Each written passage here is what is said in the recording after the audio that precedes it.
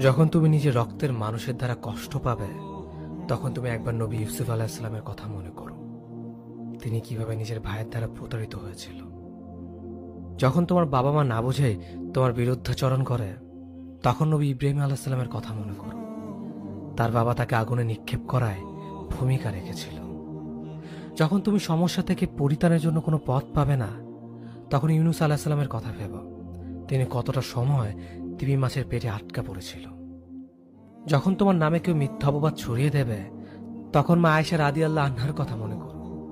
তার নামে পুরো শহর জুড়ে কুৎসা রচনা করা হয়েছিল। যখন তুমি অসুস্থ ব্যথার যন্ত্রণায় কাঁদতে থাকো, তখন নবী আইয়ুব আলাইহিস সালামের কথা ভেবো। তিনি ভয়ঙ্কর এক ভাইরাস জনিত রোগে আক্রান্ত হয়ে তোমার থেকে বেশি কষ্ট পেয়েছিল। যখন তুমি দিনের কোনো বিধান নীতিতে যুক্তি খুঁজে পাও না, তখন নবী নূহ আলাইহিস সালামের কথা ভেবো। তিনি কোনো প্রশ্ন ছাড়াই মরুভূমিতে নৌকা তৈরি করেছিল।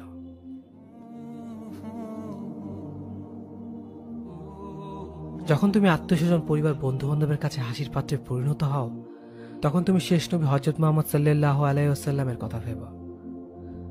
রাসূল সাল্লাল্লাহু আলাইহি ওয়াসাল্লাম বলেছিলেন, সবচেয়ে বড় পরীক্ষা দিয়েই সবথেকে বড় পুরস্কার আসে।